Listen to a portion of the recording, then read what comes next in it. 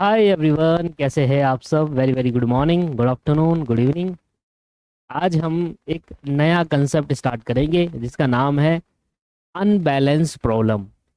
देखिए, अभी तक हमने दो कॉन्सेप्ट देखे थे, जिसमें पहला कॉन्सेप्ट हमने देखा था मिनिमाइजेशन प्रॉब्लम का, एंड दूसरा कॉन्सेप्ट हमने देखा मैक्सिमाइजेशन प्रॉब्लम का। आइए दोस्तों, आज के सेशन के अंदर हम एक नया कंसेप्ट स्टार्ट करते हैं जिसका नाम है अनबैलेंस्ड प्रॉब्लम। तो ये अनबैलेंस प्रॉब्लम क्या होती है, कैसे इसके स्टेप्स वगैरह है, ये सारा चीज देखते हैं। आइए स्टार्ट करें। लिखेंगे सर, हेडिंग डालेंगे unbalance problem, unbalance assignment problem.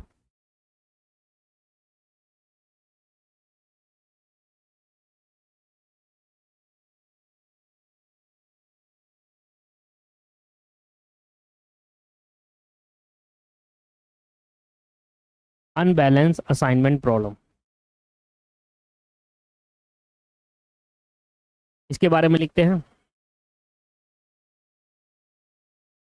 An assignment problem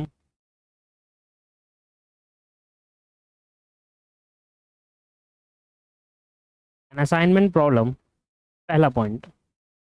an assignment problem is said to be unbalance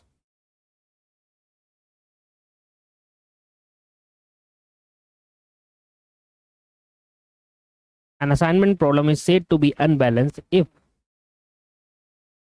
the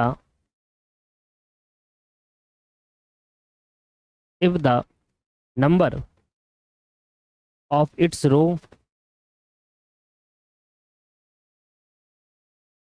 and column are unequal।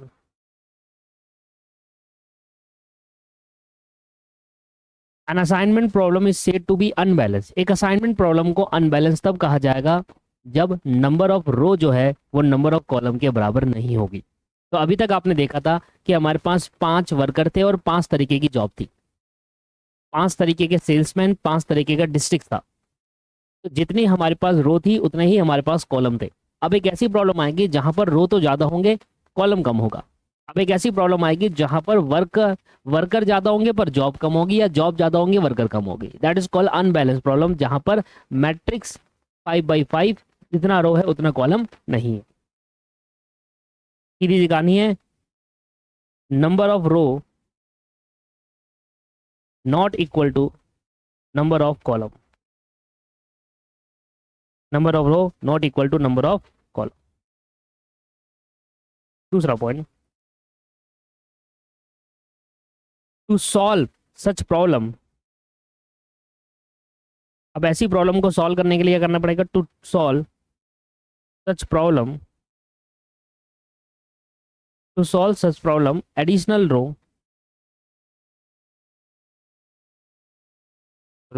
या फिर कॉलम, एडिशनल रो या फिर कॉलम, एज द केस में be, as the case में be. अब हो सकता है कि किसी में कॉलम हो 5 और रो हो 4, तो एक रो एडिशनल हमें बनानी पड़ेगी। अगर ऐसी प्रॉब्लम को सॉल्व करनी है तो जितने कॉलम है उतना ही रो करना पड़ेगा। अगर रो कम है तो रो बढ़ाओ, अगर कॉलम कम है तो कॉलम बढ़ाओ। एज द केस में बी का मतलब ये हुआ, ठीक है। एज द केस में B has to introduce, as the case may be, has to introduce with all zero entries, all zero entries। अब मुझे पता है कि रो बनानी है, कॉलम ज्यादा है, कॉलम 6 है, रो 5 है, तो मुझे एक रो एडिशनल बनानी है, तो पता है। पर एलिमेंट क्या डालूंगा? जीरो डालोगे। सारे रो में सारे एलिमेंट जीरो होंगे, तो एंट्रीज बोल दो या एलिमेंट कह लो, कि आपको सारे एलिमेंट जीरो करने पड़ेंगे। और हम ऐसा क्यों करते हैं कि जो हमारी मैट्रिक्स है वो स्क्वायर मैट्रिक्स बन जाए। स्क्वायर मैट्रिक्स का मतलब जितनी रो है उतना कॉलम बन जाए। 6 बाई 6 की, 5 बाई 5 की, 7 बाई 7 की, 4 बाई 4 की, इस तरीके से 4 रो 4 कॉलम, ठीक है। जो आप कॉलम या फिर रो न्यूली इंट्रोड्यूस करोगे, द न्यूली इंट्रोड्यूस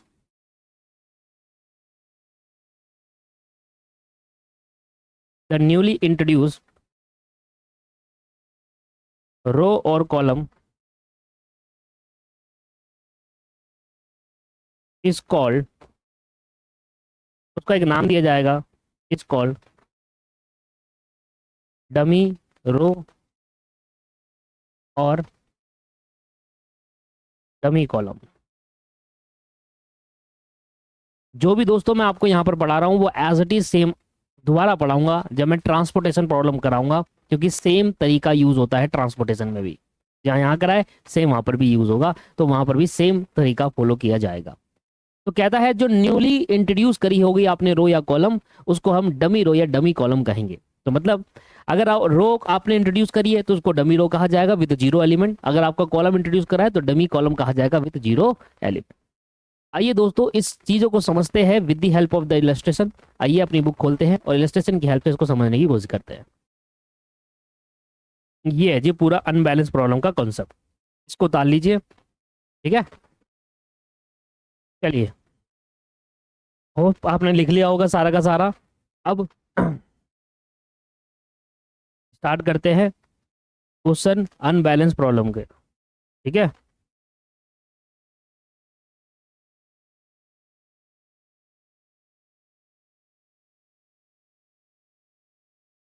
एग्जाम्पल 4 करते हैं।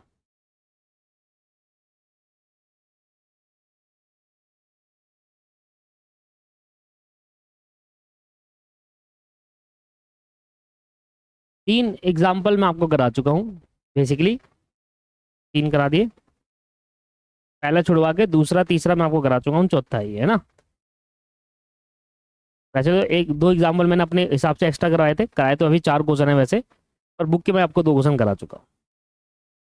बुक का एक एक क्वेश्चन कराऊंगा, आप टेंशन मत लीजिए, इस पर भरोसा रखिए। A city corporation has decide to carry out road repair on 4 main arteries of the cities.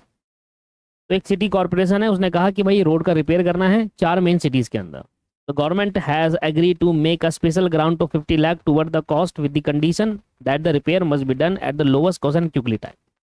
तो गवर्नमेंट ने 50 लाख का एक ग्रांट अलाउ करा है जिसमें रोड को जल्दी से और कम कॉस्ट पे रिपेयर करना है। If condition warrant then a supplementary token grant will also be consider favourably. अगर कंडीशन सारी सही रही तो एक सप्लीमेंट्री ग्रांट भी हम आपको अलाउ करेंगे। If corporation has floated tender and 5 contractor participate in the bidding. अब भाई रोड का रिपेयरिंग कराना है और जल्दी कराना है तो हमने टेंडर इशू करा, और उस टेंडर के अंदर 5 कॉन्ट्रैक्टर ने पार्टिसिपेट करा, पर रोड बनानी है 4। अब देखो कॉन्ट्रैक्टर हो गए 5, रोड बनानी है 4, this is the problem of unbalance. In order to expedite the work on a road will be awarded to the contractor. जो कॉन्ट्रैक्टर अच्छा काम करेगा उसको हम रोड बनाने का कॉन्ट्रैक्ट देंगे। The flowing matrix of the cost of repair is prepare by the corporation on the. अब जब टेंडर भरा जाता है कॉन्ट्रैक्टर द्वारा, उस पर कॉस्ट लिखी होती है कि मैं ये वाली रोड मेरे को दोगे तो मैं इतने में बनाकर तैयार कर दूंगा, ये वाली रोड दोगे तो मैं इतने में बनाकर तैयार कर दूंगा। ये देखिए, तो हमारे पास 5 कॉन्ट्रैक्टर है ABCDE, और हमारे पास 4 तरीके की रोड है। कॉन्ट्रैक्टर नंबर ए जो है, वो ये कहता है कि अगर मुझे आप रोड 1 दोगे तो मैं इसको 9 लाख रुपए की बनाकर दिखाऊंगा। रोड 2 दोगे तो रोड 2 14 लाख में बनाऊंगा, रोड 3 19 लाख में, और रोड 4 15 लाख में बनाऊंगा। कॉन्ट्रैक्टर बी कहता है कि मैं 7 लाख में रोड 1 बना दूंगा, 17 में ये बनाऊंगा, 20 में ये बनाऊंगा, 19 में ये बताऊँ। इस तरीके से आपको डाटा दे रखा है सर यहाँ पर।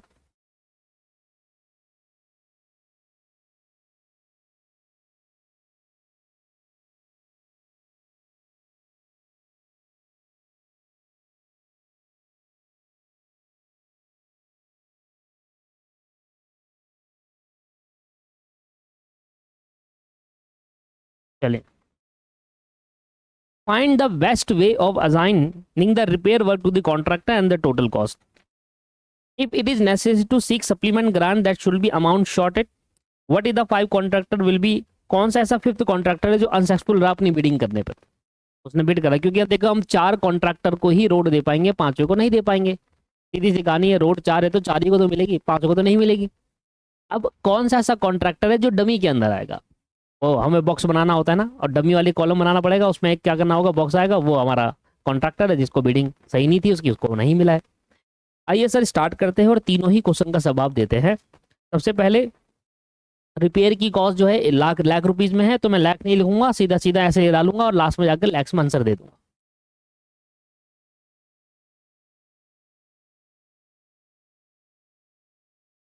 This problem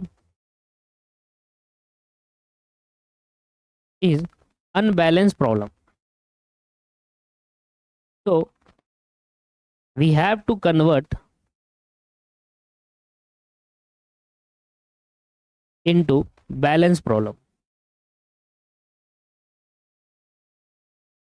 We have to convert into balance problem to introduce, बताओ डमी रो इंट्रोड्यूस करूंगा या डमी कॉलम, कहां पर पड़ी थी कमी, तो इंट्रोड्यूस डमी। अब मुझे बताओ जरूरत कहां पड़ रही है, रोड मेरे पास 4 है और कॉलम कॉन्ट्रैक्टर मेरे पास 5 है, तो मुझे एक इधर चाहिए ना। तो मतलब ये क्या होता है, कॉलम होता है, रो ऐसे होता है और कॉलम ऐसे होता है, तो डमी कॉलम इंट्रोड्यूस करना पड़ेगा। ठीक है, आइए डमी कॉलम इंट्रोड्यूस करते हैं।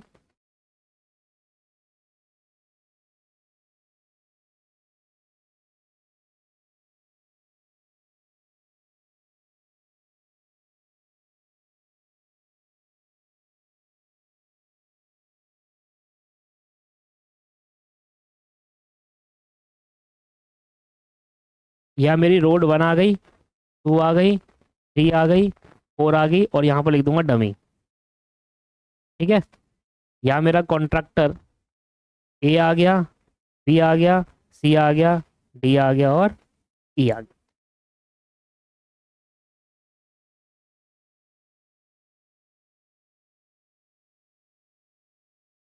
कॉपी कर लेता हूँ, आगे काम आएगा। अब आपको वैल्यू पुट करनी है, करना जरा 9 7 9 10 10, 9 7 9 10 10, 14 17 18 12 15, 14 17 18 12 15, 19 20 21 18 21, 19 20 21 18 21, 15 19 18 19 16, 15 19 18 15 और 16। डमी कॉलम जो बनाई जाती है वो 0 एलिमेंट से इंट्रोड्यूस करी जाती है। मैं फिर कह रहा हूँ ये सेम चीज़ डमी वाली चीज़ कहाँ पर आएगी, ट्रांसपोर्टेशन प्रॉब्लम में भी आएगी, आपको देखने को मिलेगी। 0 से अब मेरी जो मैट्रिक्स हो गई वो 6 बाई 6 हो गई, बैलेंस प्रॉब्लम आ गया। ठीक है, 15 19 18 19 16 है, 19 16 या 19 आएगा।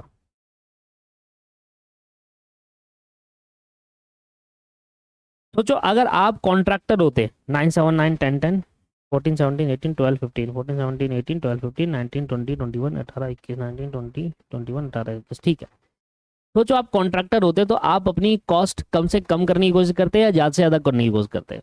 सॉरी सॉरी, कॉन्ट्रैक्टर कह रहा हूँ, आप वो पर्सन हो जो रोड बनवा रहा है, मतलब जिसने टेंडर इशू करा। मैं तो कॉन्ट्रैक्टर हूँ, आपने टेंडर इशू करा है तो मैंने टेंडर दिया है आपको। तो आप अपनी रोड जो बनवा रहा है रोड, वो कम से कम पैसों में बनवाएगा या ज़्यादा से ज़्यादा पैसों में, कम से कम। तो कॉन्सेप्ट क्या है, मिनिमाइजेशन प्रॉब्लम का है, minimization with unbalance problem. Unbalance को बैलेंस कर लिया, अब मिनिमाइजेशन प्रॉब्लम स्टार्ट कर दो, जैसे करते थे वैसे का वैसे ही है। सर कैसे करते थे, सबसे पहले आप रो ऑपरेशन करते थे, रो मैट्रिक्स बनाते थे और रो मैट्रिक्स में देखते थे कि जो रो बाय सबसे मिनिमम होगा उसको सब माइनस करेंगे। अब एक देखो, पहली वाली रो में 0 मिनिमम है, दूसरी वाली रो में भी 0, तीसरी में भी 0, चौथी में भी 0, पांचवी में भी 0, तो सब में से 0 माइनस करने पे वही आएगा। इसका मतलब जो ये मेरी अनबैलेंस प्रॉब्लम का यही रो ऑपरेशन है, तो कॉपी कर लूँ पूरा का पूरा, एज इट इज पेस्ट कर देता हूँ। अगर आप कहोगे तो यहाँ पर आप इसको रो ऑपरेशन भी कह दो, या आप एक लाइन लिख दो कि जो अब हमने ट्रीटमेंट करा हुआ है वही हमारा रो ऑपरेशन है, या क्या करना बना लो ना, क्या दिक्कत है, बना लो।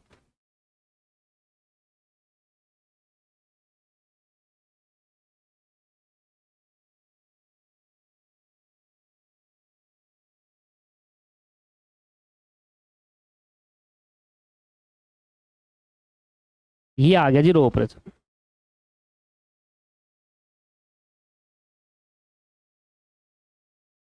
क्योंकि रो ऑपरेशन में कोई भी फर्क नहीं पड़ेगा, अगर आप ध्यान से देखो तो एज इट इज आएगा, बस हाँ अब फर्क पड़ेगा तो कॉलम ऑपरेशन में फर्क पड़ेगा।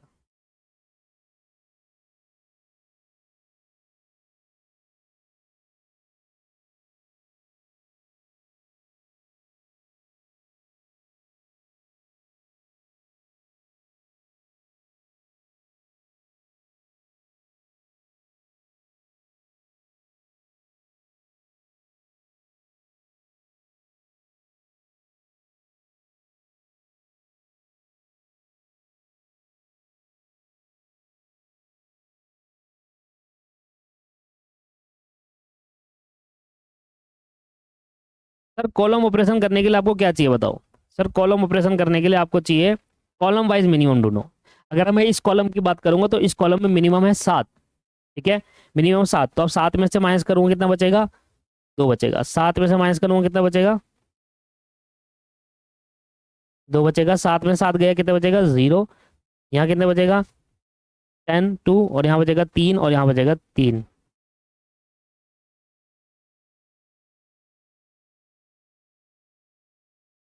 ठीक है, अब सबसे इस दूसरी रो में, दूसरी रो कॉलम के अंदर मिनिमम क्या है, 12 है।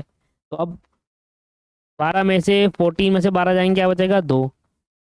17, 12, 13, 14, 15, 16, 17, 5 बचेगा। यहाँ 5 बचेगा, यहाँ 6 बचेगा, यहाँ 0 बचेगा, और यहाँ 3। 5, 6, 0 और 3। इधर सबसे मिनिमम क्या है, 18 है। तो यहाँ पर बचेगा 1, यहाँ बचेगा 2, यहाँ बचेगा 3, यहाँ बचेगा 0, यहाँ बचेगा 3। 1 2 3 0 3। इधर सबसे मिनिमम क्या है इस कॉलम में, इस कॉलम में सबसे मिनिमम है 15। तो पहले वाले में 0 आ गया, दूसरे वाले में 4 आ गया, तीसरे वाले में 3 आ गया। पहले वाले में 0, दूसरे वाले में 4, तीसरे वाले में 3, फिर 4 आ जाएगा और फिर 1 आ जाएगा, फिर 4 आ गया और फिर 1 आ गया। और इस तरीके से आपका कॉलम ऑपरेशन भी हो गया है। कॉलम ऑपरेशन को फिर से कॉपी कर लो, मतलब बेसिकली फिर से लिखना है आपको, तो मैं तो कॉपी कर लेता हूँ, आप कर ले से। और इसमें आप क्या स्टार्ट करोगे,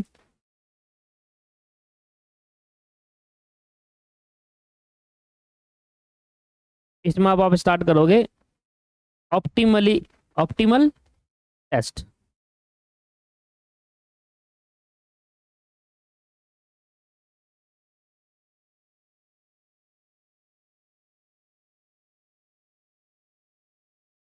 ऑप्टिमल टेस्ट के अंदर हम क्या करते हैं, रो वाइज स्टार्ट करेंगे, सिंगल जीरो ढूंढेंगे, जहां सिंगल जीरो मिल गई वहां बॉक्स लगा के वर्टिकल लाइन ड्रॉ करेंगे।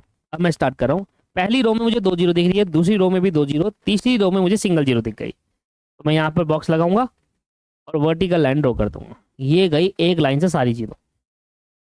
ट्रिक का फायदा, तीसरी रो में, चौथी रो में मुझे 2 जीरो दिख गई, पांचवी रो में नहीं। अब मैं फिर से स्टार्ट करता हूँ शुरुआत से, रो से, कॉलम से स्टार्ट करते हैं। पहले कॉलम में मुझे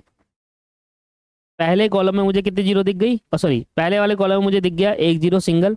कॉलम में बॉक्स लगाया, कॉलम वाइज स्टार्ट करेंगे, रो वाइज हो गया तो कॉलम वाइज स्टार्ट करो और हॉरिजॉन्टल लाइन ड्रॉ करेंगे। दूसरे कॉलम में भी मुझे एक सिंगल जीरो मिल गई, फिर से मैंने बॉक्स लगाया और हॉरिजॉन्टल लाइन ड्रॉ करी।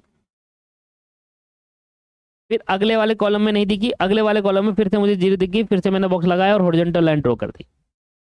कॉलम वाइज भी हो गया और रो वाइज भी हो गया, मेरी सारी जीरो कट गई। अब नंबर ऑफ रो जो है वो नंबर ऑफ कॉलम के बराबर नहीं है, तो ये ऑप्टिमल सोल्यूशन नहीं है।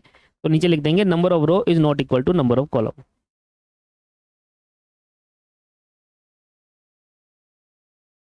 नंबर ऑफ रो नहीं यार, गलत बोल रहा हूँ, number of line draw, number of line drawn not equal to number of row या फिर कॉलम। ठीक है, अब क्या करूंगा, फिर से सेम सिचुएशन। सर आपका सही है, आप बार बार कॉपी कर लेते हो, मेरे को थोड़ी देना है एग्जाम, एग्जाम आपको देना है दोस्त। अगर मैंने कॉपी कर भी लिया तो उससे,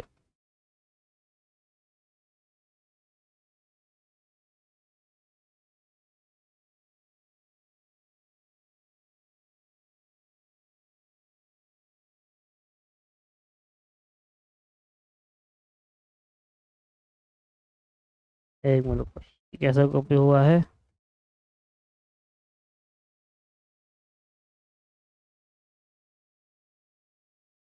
चलिए जल्दी से करो, आप भी स्टार्ट करो ना, आपको तो आता है।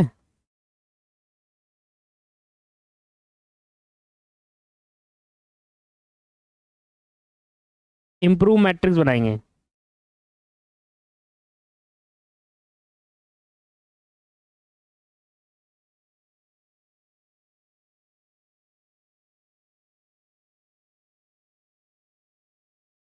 इम्प्रूव मैट्रिक्स, इम्प्रूव मैट्रिक्स में क्या करना होता है, जो नॉन कट एलिमेंट होता है, अभी तो मैंने कॉपी करा उसको ठीक करूंगा, नॉन कट एलिमेंट का मिनिमम ढूंढो। अगर मैं नॉन कट एलिमेंट देखूंगा तो मिनिमम मेरा क्या है, 1 है। तो अभी क्या करते हैं, 1 माइनस करता चलता हूँ, ठीक है, ध्यान देना। यहाँ 1 माइनस करूंगा 0, यहाँ 2, यहाँ 2 और यहाँ 2, आ जाएगा 2 2 2 0। ऊपर 1 माइनस करूंगा तो यहाँ पर आ जाएगा 1, यहाँ पर 5 2 और 2, 1 5 2 और 2। अब इंटरसेक्शन पॉइंट कहाँ पर है, ये 3 है, 1 2 3, तीनों में 1 1 जोड़ूंगा तो 1 1 1 आ जाएगा, खत्म। 1 1 और 1, और ये बॉक्स हटा दो अब।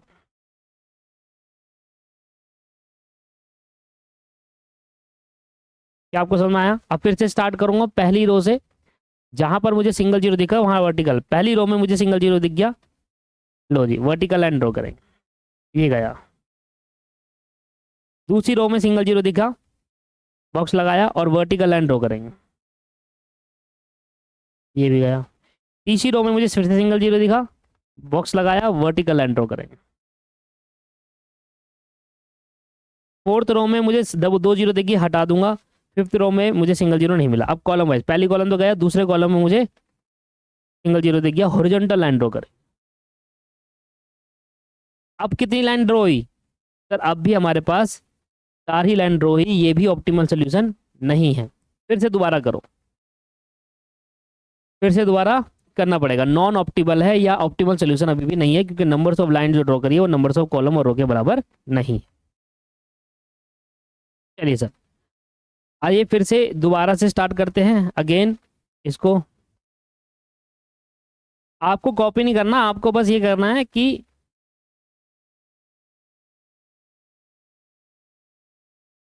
इम्प्रूव मैट्रिक्स बनानी है। पहले तो लिखो numbers of line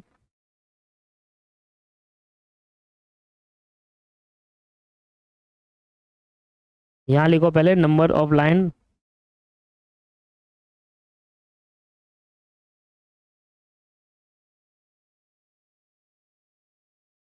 drawn is not equal to number of column, ठीक है। अब यहाँ पर आ जाएगा इम्प्रूव मैट्रिक्स।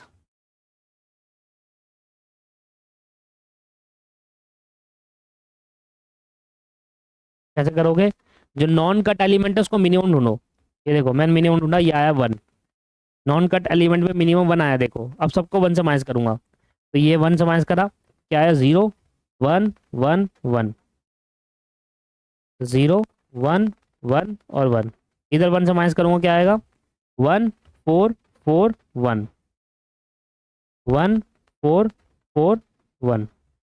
जहां पर इंटरसेक्शन पॉइंट है ये रहा है, इधर क्या आ जाएगा 1 है तो 2 हो जाएगा, इधर 4 है तो क्या हो जाएगा आपका 5, और उधर 3 है तो क्या हो जाएगा 4।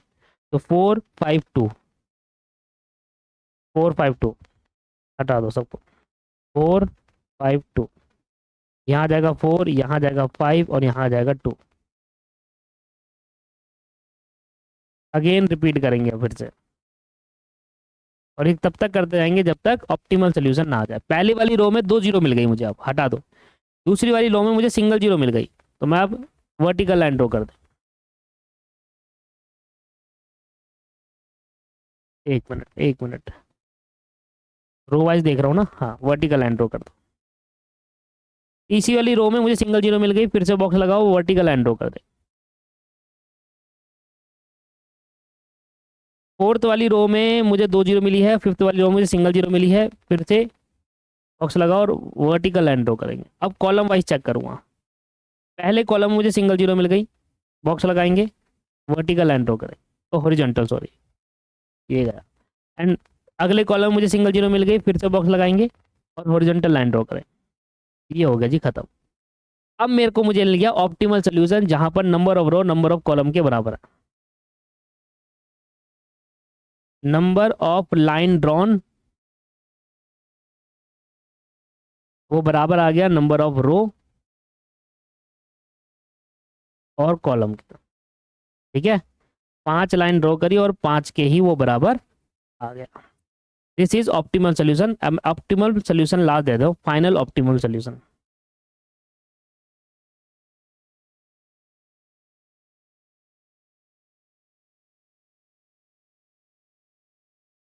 Final optimal solution. Final optimal solution में जो कॉन्ट्रैक्टर है और यहाँ पर रोड बना है रुंट, तो पहला वाला कॉलम बनेगा कॉन्ट्रैक्टर का, दूसरा वाला कॉलम बनेगा रोड का, और तीसरा वाला कॉलम बनेगा कॉस्ट इन लैख।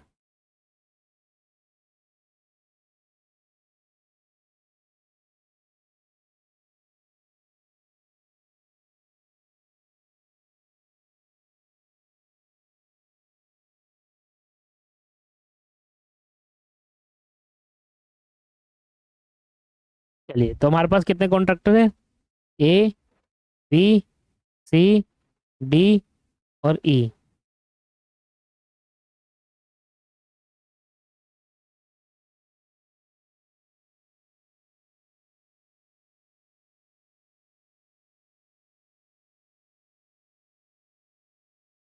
रोड कितनी है? अब रोड हमारे पास चार है वैसे तो, जो डमी आएगा वो डमी। कैसे देखो, एक कॉन्ट्रैक्टर को तीसरी रोड देंगे, रोड 3। एक कॉन्ट्रैक्टर को तीसरी रोड देंगे। बी कॉन्ट्रैक्टर को पहली रोड देंगे। सी कॉन्ट्रैक्टर को डमी देंगे। देखो, सी कॉन्ट्रैक्टर डमी, मतलब सी जो कॉन्ट्रैक्टर है उसको नहीं मिलेगा कुछ भी। डमी का मतलब क्या हो गया? जो सी कॉन्ट्रैक्टर है उसको कुछ नहीं मिलेगा, क्योंकि डमी का मतलब कोई डमी है ही नहीं, रोड ही नहीं है वो। डी कॉन्ट्रैक्टर को दूसरी और बाकी फोर्थ, इसको दूसरी मिलेगी और इसको फोर्थ मिलेगी। अब देखिए, पहले कॉन्ट्रैक्टर को जब मैं तीसरी रोड दूंगा, पहले कॉन्ट्रैक्टर को तीसरी रोड दूंगा, ये तीसरी 19 लाख की कॉस्ट आएगी। दूसरे कॉन्ट्रैक्टर को पहली रोड दूंगा तो 7 लाख की कॉस्ट आएगी। तीसरे कॉन्ट्रैक्टर को रोड ही नहीं मिलेगी तो जीरो कर देता हूं उसको। डी कॉन्ट्रैक्टर को देंगे रोड नंबर 2, 12 लाख की कॉस्ट आएगी, और ई कॉन्ट्रैक्टर को देंगे रोड नंबर 4, 21 लाख की। यहाँ 12 लाख की आ जाएगी। रोड नंबर 4 देंगे ई कॉन्ट्रैक्टर को 16 लाख की। तो ओवरऑल टोटल देखा जाए तो कितना हो गया ये?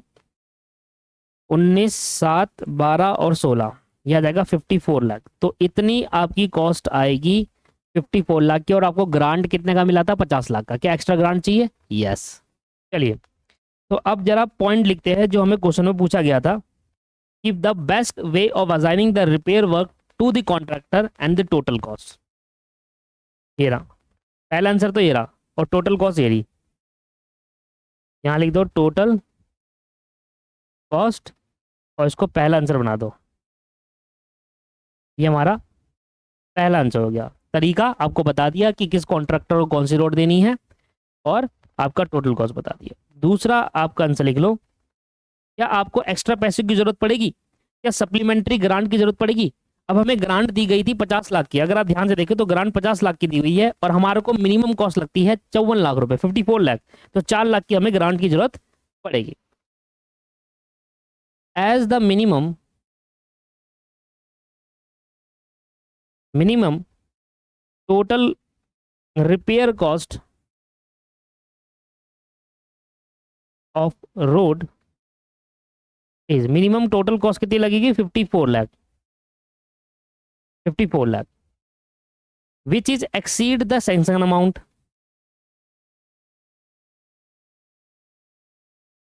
सैंक्शन मतलब जो अलाउ करा गया था, which is exceed the sanction amount, जो कि मिला गया था 50 लाख रुपीस। भाई 50 लाख का अमाउंट सैंक्शन करा गया था, पर मिनिमम 54 लाख तो लगेंगे लगेंगे, 54 lakh. A supplementary grant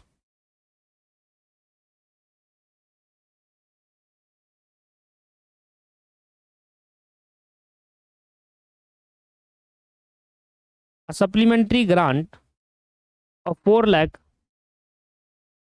of rupees, 4 lakh to be shorted।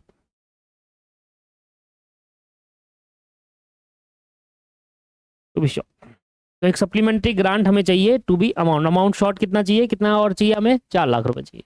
Last में ऐसा कौन सा 5 में से कौन सा कॉन्ट्रैक्टर है जिसको कोई भी रोड नहीं मिली? आप बताओ। सी कॉन्ट्रैक्टर है जिसको डमी मिले। डमी का मतलब कोई रोड ही नहीं है, इसका मतलब सी कॉन्ट्रैक्टर को कोई भी हमें उसकी बिडिंग खराब थी।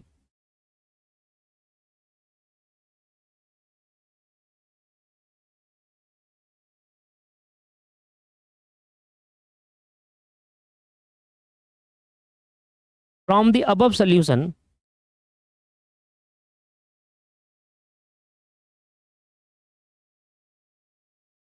from the above solution we find the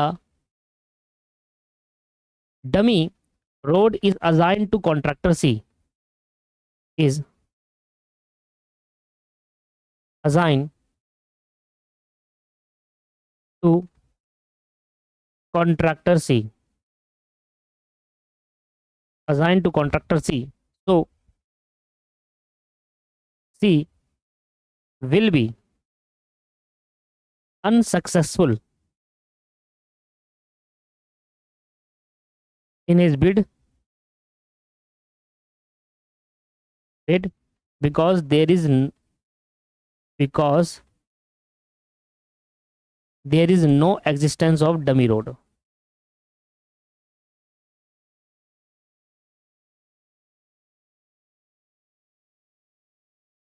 Because there is no existence of dummy road. लो जी, तो ये हमारा अनबैलेंस प्रॉब्लम समझ में आ गया। अनबैलेंस प्रॉब्लम को बैलेंस करने के लिए सिर्फ एक जीरो एलिमेंट हमें पुट करना होता है और उससे वो बैलेंस हो जाता है, और उसके बाद आप वैसे ही करेंगे जैसे आप करते आए हो। चलिए दोस्तों, अब हम करते हैं एक नया कंसेप्ट और।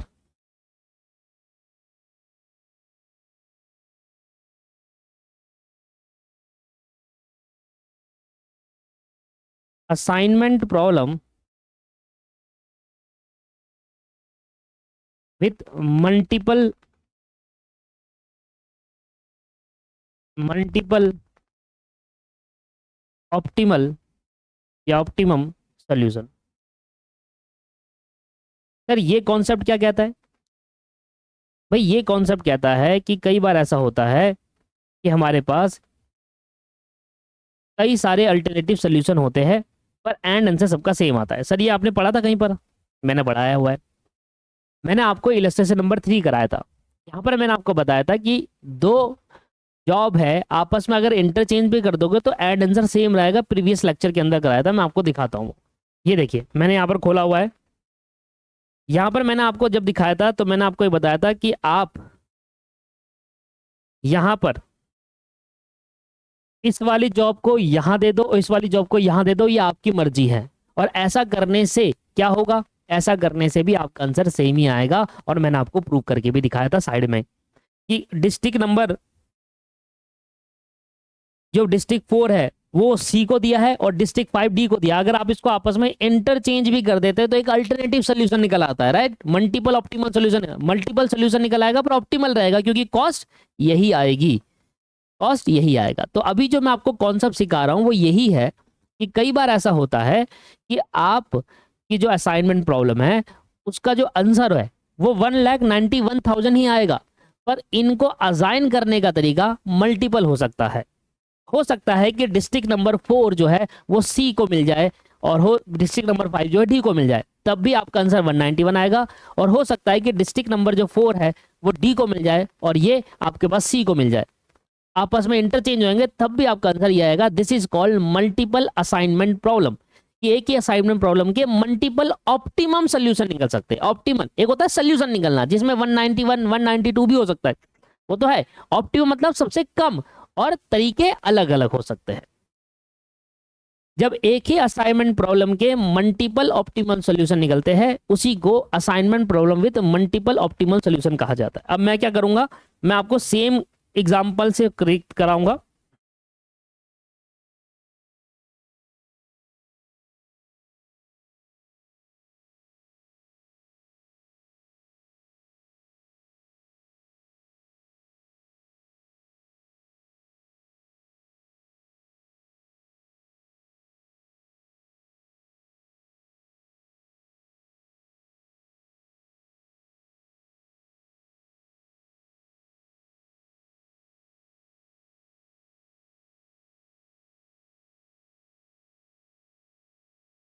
एक काम करता हूं, पहले तो मैं कॉपी कर लेता हूं।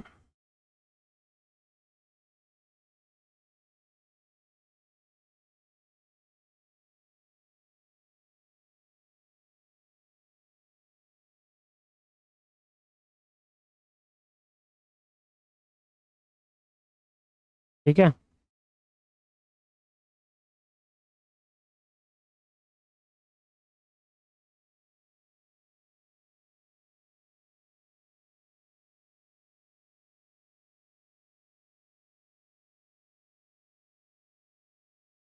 ये देखो, अभी जो अपना अगला इलस्ट्रेशन है ना, हमारा जो अगला इलस्ट्रेशन है वो इसी के बेस पर काम करने को कह रहा है।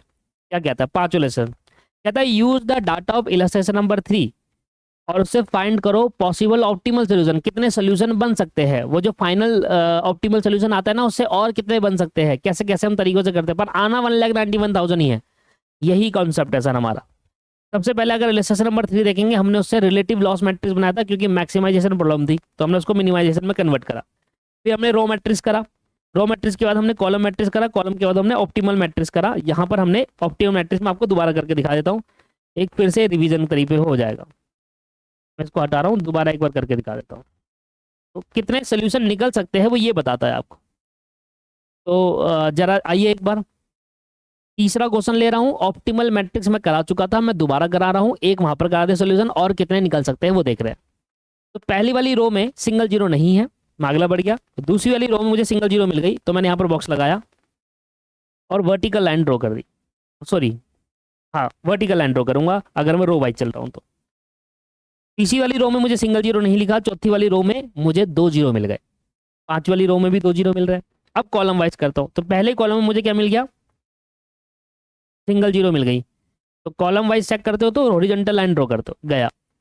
दूसरे कॉलम में मुझे 2 जीरो मिल गई, तीसरे कॉलम में मुझे 2 जीरो मिल गई। अब इधर ध्यान दीजिएगा, अब इधर ध्यान दीजिएगा, प्रीवियस सोल्यूशन के अंदर मैंने क्या करा था, इन दोनों में से जब आपको क्या बोलता है, ये कंसेप्ट कब निकल आता है, मल्टीपल सोल्यूशन वाला कॉन्सेप्ट कब निकल कर आता है, इंटरमीडिएट लेवल पे इतना असाइनमेंट प्रॉब्लम आपने नहीं पढ़ा था। यही होता है एडवांस असाइनमेंट प्रॉब्लम, जहां पर आप एक चीज को डिटेल में जाकर समझते हैं। इंटरमीडिएट लेवल में मैं पढ़ाता हूँ OM SM, मुझे पता है कि इंटरमीडिएट लेवल पर असाइनमेंट प्रॉब्लम में ऐसे था ही नहीं, वहां सिर्फ 2 ही प्रॉब्लम, मैक्सिमम मिनिमम, खत्म, ना अनबैलेंस ना कुछ। अनबैलेंस वहां ट्रांसपोर्टेशन में पढ़ते हैं, यहाँ असाइनमेंट में ही आपको बहुत कुछ ज्यादा दे रखा। अभी तो देखो और प्रॉब्लम भी आएगी, है ना। तो यही होता है फाइनल, इसी को फाइनल कहा जाता है। दिखते तो चैप्टर हाँ असाइनमेंट प्रॉब्लम है, असाइन प्रॉब्लम, पर जब आप अंदर उसको पढ़ने जाते हैं तो बहुत कुछ नई चीज निकल कर आती है। बाहर से देता रहे ये तो इंटर वाला ही है असाइनमेंट, तो मैं कर लूंगा, पर अंदर जब क्वेश्चन आते हैं, अभी देखना कितने मुश्किल मुश्किल कॉन्सेप्ट क्वेश्चन आएंगे। अब देखिए मैंने क्या कहा था इसमें, अगर आप इधर ध्यान दो तो मैं फिर से ऊपर जाता हूँ और इसमें असाइनमेंट प्रॉब्लम पे ही आता हूँ इसके वापस। ऑप्टिमल सोल्यूशन ये रहा, ये है सर ऑप्टिमल सोल्यूशन। तो मैंने यहाँ से आपसे कहा था या तो आप इसको ऐसे लाइन ड्रॉ कर दो या ऐसे लाइन ड्रॉ कर दो, राइट। अगर मैं ऐसे लाइन ड्रॉ करूंगा, और मैंने आपसे कहा था चाहे ऐसे कर लो चाहे ऐसे कर लो सेम आएगा। अब पिछले वाली क्लास पिछले वाले क्वेश्चन में मैंने ऐसे लाइन ड्रॉ करी थी, अब मैं ऐसे करके देखता हूँ। ठीक है, मैं यही आपको दिखा रहा हूँ कि दोनों में क्या फर्क है, यही आपको दिखा रहा हूँ। तो यहाँ पर मैं क्या करता हूँ मैंने फिर से एक जगह बॉक्स लगाया, सिंपल सा बॉक्स लगा दिया, एक लाइन यहाँ ड्रॉ कर देता हूँ। क्योंकि सर ये एक ऐसा हो गया जहां पर 2 रो एक ही रो में या कॉलम में दोनों में डबल जीरो आ रही, सिंगल जीरो नहीं मिल रही। तब ऐसा सॉल्यूशन आता है जब मल्टीपल सॉल्यूशन निकल कर आते हैं। ठीक है, और एक बॉक्स यहाँ पर लगा लिया और एक लाइन ऐसे। प्रीवियस वाली क्लास पिछले वाले एग्जांपल में जब मैं थर्ड इलस्ट्रेशन करा था तो मैंने उसको वर्टिकल लाइन ड्रॉ करी थी, अब मैं हॉरिजॉन्टल लाइन ड्रॉ कर रहा हूँ, जिससे मैं ये दिखाना चाहता हूँ कि अगर आप ऐसे ना करके अगर ऐसे करते तब भी आपका आंसर वही आएगा 1,91,000 जो पहले आया था। ठीक है, इसी को कॉन्सेप्ट में जोड़ दिया गया, इसी को कॉन्सेप्ट वाइज जोड़ दिया गया। अब आ जाओ एक बार, number of line draw number of उसके बराबर नहीं है,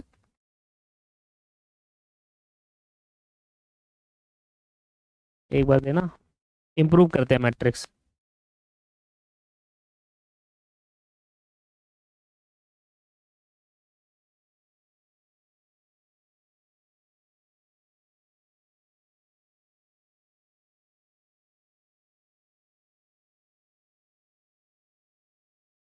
दिख रहा है, अब देखिए नॉन कट एलिमेंट जो है अभी इसमें इसमें सबसे मिनिमम क्या है, नॉन कट एलिमेंट में सर इधर सबसे मिनिमम क्या है, 4 है सबसे मिनिमम। तो ये आपके पास हो गया 0, ये हो गया 0, ये हो गया 2, 0 0 2। ये हो गया सर 10, ये हो गया 4, यहाँ 10 बचा, यहाँ 4 बचा, 12 में से 4 गया 8, 12 में से 4 गया 8, 10, 10, 8, 8। ठीक है सर, 4 मिनिमम था, मैंने काट दिया। जहां पर इंटरसेक्शन पॉइंट है वहां जुड़ेंगे, वो देखो 8 ऊपर दे रखा है, तो वहां पर ऐड किया जाएगा और 19 और 11 पे ऐड किया जाएगा, तो ये 8 पे ऐड कर देंगे, 8 4 12 हो गया। यहाँ 19 में 4 ऐड करेंगे तो यहाँ तो 15 आ गया, और यहाँ पर आ गया 23। बस।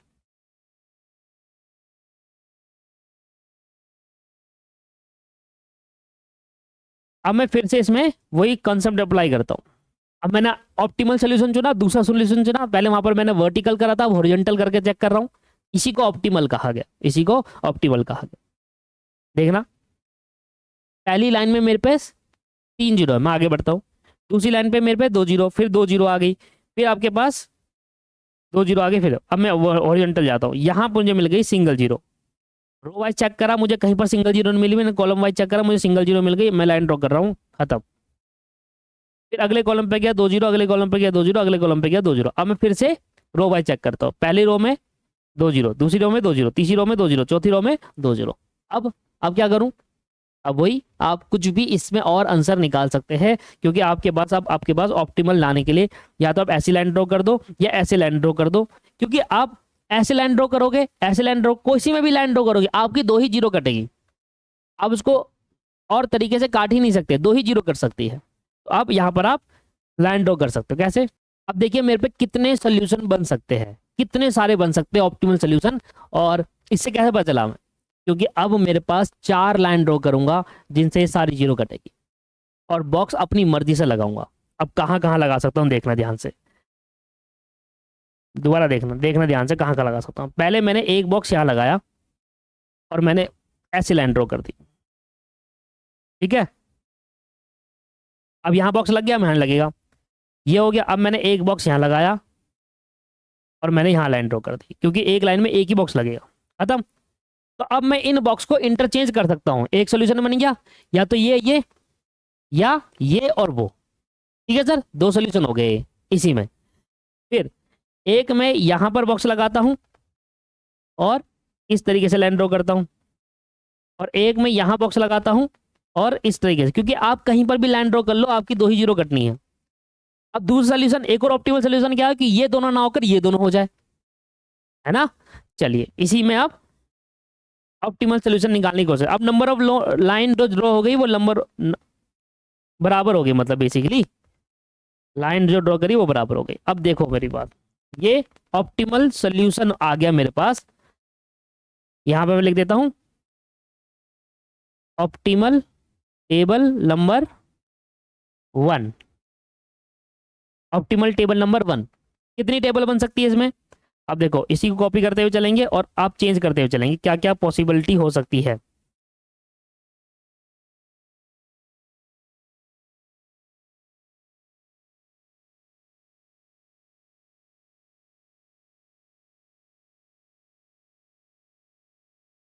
अब मैंने क्या करा था, ये रेड वाली हटाई थी ना, मैं सारी रेड वाली हटा रहा हूं, और मैं क्या करूंगा, अब इंटरचेंज कर रहा हूं। कैसे कर रहा हूं इंटरचेंज? कि अब मैं एक जीरो वहां डाली थी, थोड़ा जूम करो, एक जीरो वहां डाली थी, एक यहाँ डाली थी, अब यहाँ और वहां करता हूं।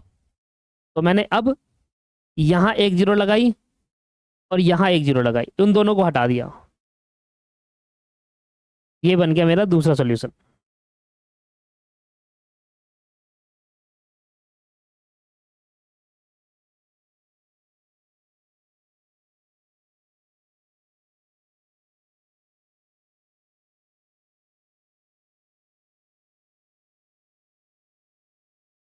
ठीक है, और पहले जीरो यहाँ यहाँ लगी थी, अब मैं यहाँ यहाँ लगा सकता हूँ।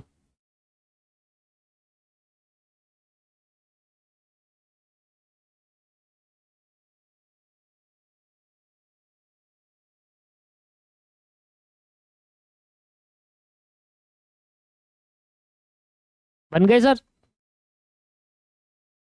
अब और क्या बन सकता है? अब मैं क्या करता हूँ, इन दोनों को यहीं रखता हूँ और इन दोनों में सिर्फ चेंज करता हूँ, फिर इन दोनों को यहीं रखता हूँ, उन दोनों को चेंज करता हूँ। सर मेरे काफी सोल्यूशन बन सकते हैं ना। अभी तो देखो, मैंने क्या करा, पहले वो और ये थे और ऐसे ऐसे था, अब दोनों को मैंने ऐसे ऐसे कर दिया, ठीक है, इन दोनों को भी दे सकता हूँ, इन दोनों को भी दे सकता हूँ, इन दोनों को ना देकर मैंने इन दोनों को दे दिया, उन दोनों को ना देकर मैंने उसको दे दिया। अब मैं उन दोनों को एज इट इज यहीं रहने देता हूँ और इसको हटाकर ऐसे कर देता हूँ, ठीक है, फिर इसको यहीं रहने दूंगा, इन दोनों को हटा के वैसे कर दूंगा, तो 4 सोल्यूशन आ गए सेम चीज के, ठीक है सर। दोबारा कॉपी करो, ऑप्टिमल टेबल 2।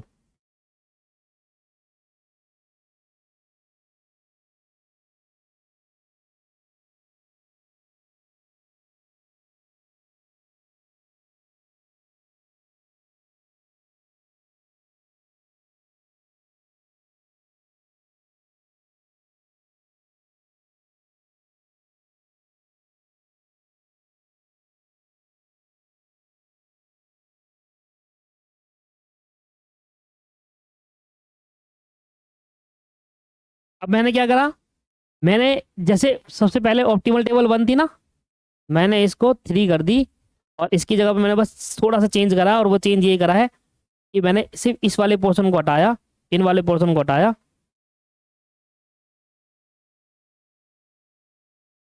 और यहाँ लगाया बस, इधर इधर लगाया था ना, अब मैं इधर इधर लगाता हूँ, इधर और इधर, ठीक है, हो गया एक और सोल्यूशन।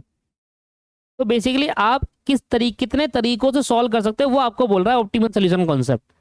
फिर से आप लाइन ड्रॉ करो भाई, अब कितने पॉसिबल्स वे हो सकते हैं, कितने अल्टरनेटिव सोल्यूशन हो सकते हैं, ये कितने अल्टरनेटिव सर, एक और बन सकता है कैसे, वही पहला वाला लो, ये वाला जिससे पहले था उसमें ये था ना, ये अब यहाँ हो गया, इसको यहीं रहने दो और इन दोनों को घुमाकर ऐसे ऐसे कर दो, एक और देखना।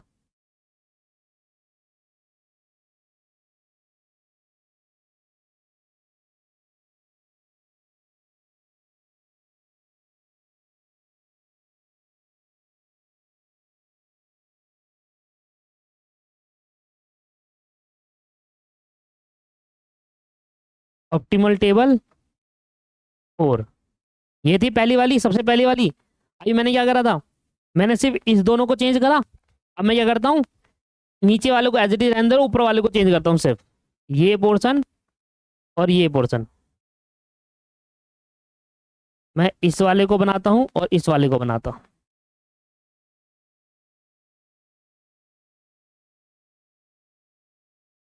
लो जी, समझ में आया दोस्त, क्लियर हुआ, ये है पॉइंट। अब मेरे पे कितनी टेबल बन गई जरा बताओ, मेरे पे कितनी टेबल बन गई, मेरे पे 4 सोल्यूशन आए टोटल, कितने सोल्यूशन आए 4, कैसे कैसे आए मैं आपको बताता हूँ। सबसे पहले यहाँ पर लिखो कॉन्ट्रैक्टर, ठीक है, ये हो गए हमारे अल्टरनेटिव सोल्यूशन।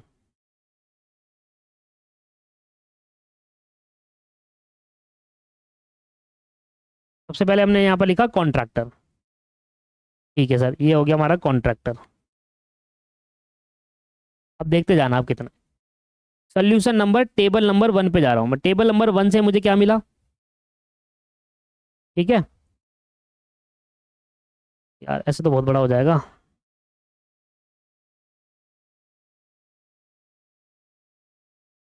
4 सोल्यूशन मिले, 1 2 3, अभी बड़ा हो रहा है,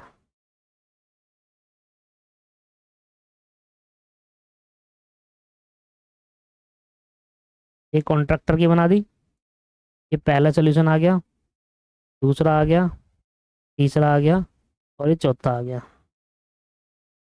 थोड़ा सा नीचे से करेंगे, अब ध्यान से देखते रहना।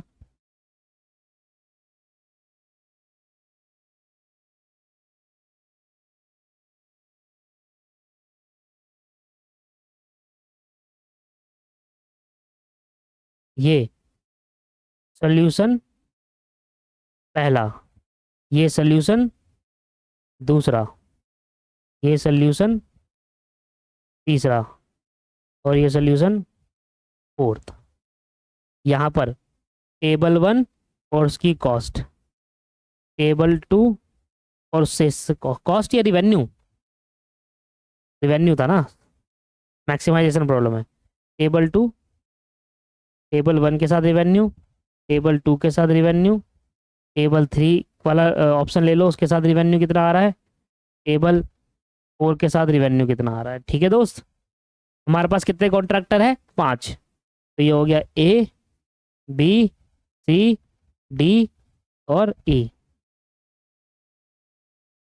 यहाँ आएगी टोटल कॉस्ट।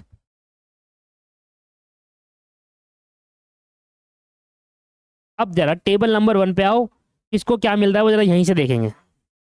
टेबल नंबर 1 पे आया, ऑप्टिमल टेबल नंबर 1, ध्यान देना। ऑप्टिमल टेबल नंबर 1 पे देखेंगे, पहले वाले कॉन्ट्रैक्टर को बी मिल रहा है, दूसरे वाले को ए मिल रहा है। साइड में लिखना पड़ेगा, मैं जरा देख के बता दूँ आपको। पहले वाले को ए मिल रहा, बी मिल रहा है, दूसरे वाले को ए मिल रहा है, तीसरे वाले को मिल रहा है ई, चौथे वाले को मिल रहा है सी और उसको मिल रहा है डी। तो उसको मैं ऐसे करके यहाँ पर साइड में लिख लेता हूँ, ऐसे समझ में आएगा क्योंकि बार बार ऊपर नीचे करना पड़ता है। देखो पहले वाले को मिल रहा है बी, ए, ई, सी, डी।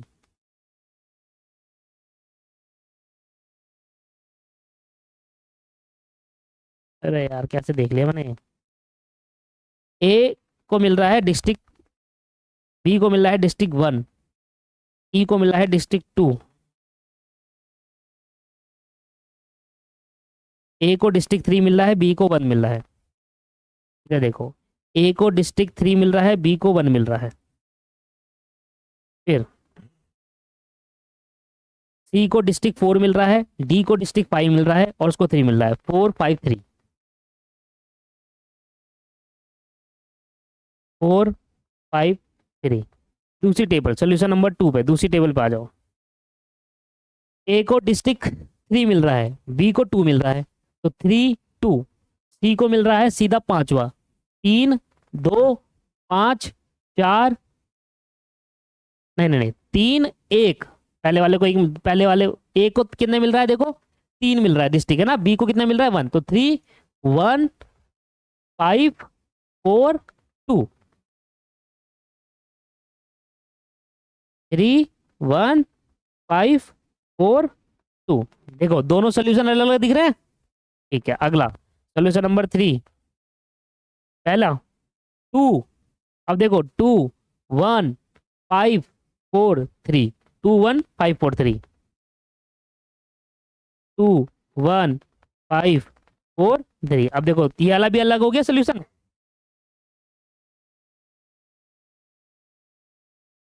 नहीं गिर गया, बताओ।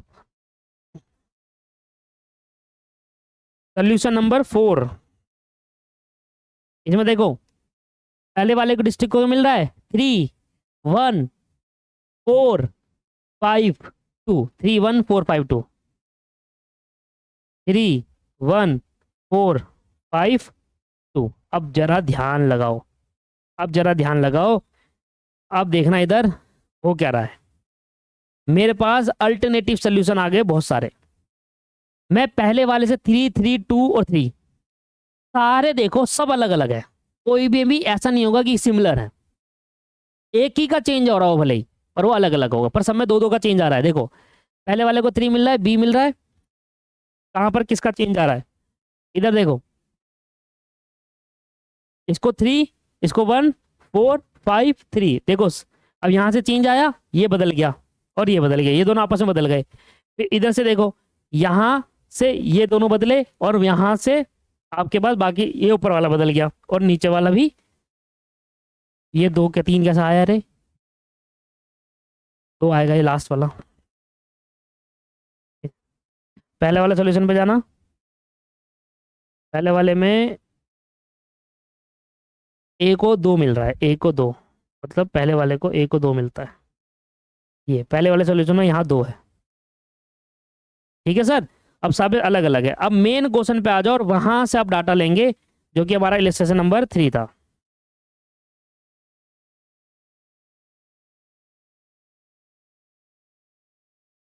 Contractor A,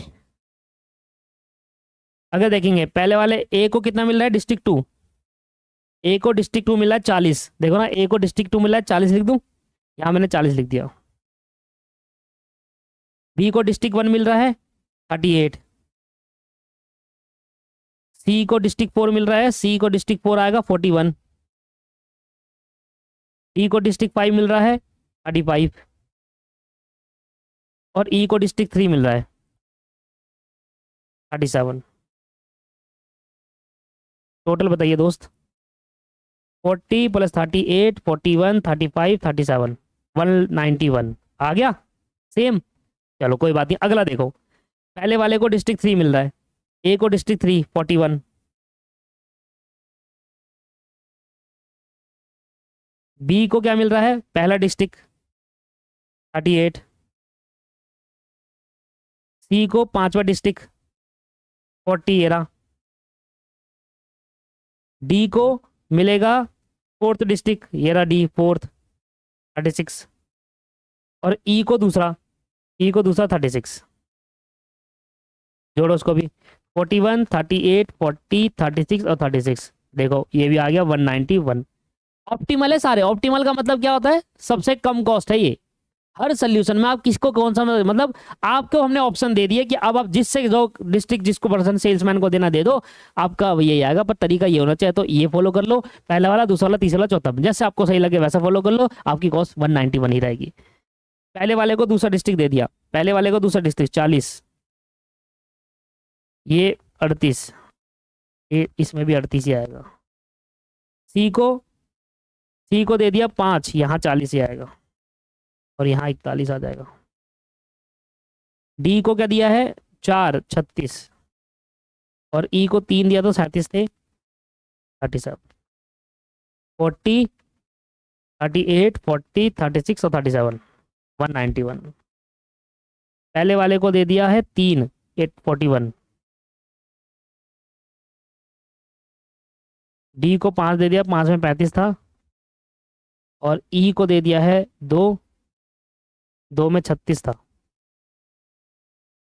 41, 38, 41, 35, 36, 191। And here is your solution, here is your concept. और कॉन्सेप्ट हमें ये सिखाता है कि कितने एक सवाल के कितने मल्टीपल सोल्यूशन हो सकते हैं, और जो मल्टीपल सोल्यूशन होंगे वो सारे ऑप्टिमल होने चाहिए। और मैं आपको कहता था ना कि आप इसको ऐसा भी कर सकते हो तो सेम आंसर आएगा, ऐसा भी कर सकते हो तो सेम आंसर आएगा, एंड हेयर वो प्रूव हो गया। हमने सारे तरीके देख लिए थे, सब कुछ कर लिया था। वहां पर हम कॉलम वाइज चले थे, जहां वर्टिकल, वहां कॉलम वाइज चले थे, यहाँ रो वाइज चले, उसके बाद जितने सोल्यूशन बन सकते सारे देख लिए, और सबका आंसर सेम आ रहा है। तो ये क्लियर है कि आप जहां फंस जाओ, फंस कहां जाओगे, जहां ट्रिक काम नहीं आएगी। ट्रिक क्या थी कि हर रो में सिंगल जीरो पे ही काम करना है, बॉक्स लगाना है। अगर सिंगल जीरो नहीं मिल रही, 2 जीरो मिल रही है, तो उसके मल्टीपल सोल्यूशन हो सकते हैं। तो अगर आपसे एमसीक्यू पूछता है कि मल्टीपल सोल्यूशन कब होंगे, तो आपको आंसर देना है कि जब किसी रो या कॉलम में सिंगल जीरो ना हो, उस रो और कॉलम में सिंगल जीरो ना होने के कारण आपके मल्टीपल सोल्यूशन निकल सकते हैं। और यहां पर आपको जो होमवर्क करके लेकर आना है वो इलस्ट्रेशन नंबर, जो इलस्ट्रेशन कॉम्प्रिहेंसिव प्रॉब्लम का क्वेश्चन नंबर 1 करके लेकर आना है। It is the problem of multiple solution and unbalance problem. Multiple और अनबैलेंस दोनों मिक्सअप है उसके अंदर। मैं आपको दिखा देता हूं जो आपका देखो इलस्ट्रेशन हमारे पास इधर जो है हमारी बुक के अंदर वो 8 इलस्ट्रेशन है, एंड उसके बाद कॉम्प्रिहेंसिव प्रॉब्लम आ जाती है पहला, ये हमारी कॉम्प्रिहेंस। तो ये वाला क्वेश्चन करके लाना है, कह रहा है is the problem of a multiple optimal solution. पता कैसे चलेगा, जहां पर किसी भी कॉलम में और किसी भी रो में जीरो कट नहीं हुई और तब भी आपको सिंगल जीरो नहीं मिल रही। जब रो में देखा कहीं सिंगल जीरो नहीं मिली, और कॉलम देखा कहीं वहां 2 या 3 मिल रही है, तो ऐसे में वहां पर मल्टीपल सोल्यूशन आ सकते हैं। And here is your concept. पिछली क्लास में, अगली क्लास में आते ही पहले मैं illustration number, comprehensive problem number ये कराऊंगा आपके पास, न्यूमेरिकल क्वेश्चन कराऊंगा। उसके बाद जाकर हम एक डिफरेंट फिर से नया कॉन्सेप्ट सीखेंगे। असाइनमेंट प्रॉब्लम फाइनल में अलग तरीके से करा जाता है, इंटरमीडिएट में तो खत्म हो जाता है असाइनमेंट प्रॉब्लम। अभी तक असाइनमेंट प्रॉब्लम जो फाइनल में है उसमें बहुत कुछ है। तो अगर आप ये सोच रहे हो कि मैं इंटर के बेस पर फाइनल को कर लूंगा, वो गलत फहमी है। क्लास बहुत ही हमने सस्ती रखी हुई है, तो आप हमारी क्लास ले सकते हैं जाकर deepakclasses.org, दीपक क्लासेस आप गूगल पर सर्च करेंगे, वहां से सीएम फाइनल क्लास ले सकते हैं, और हमारे कॉन्टैक्ट नंबर पर कॉन्टैक्ट करके भी ले सकते हैं। आज के लिए इतना रखते हैं, नेक्स्ट क्लास में मिलते हैं। Have a nice day, bye bye and take care, thank you.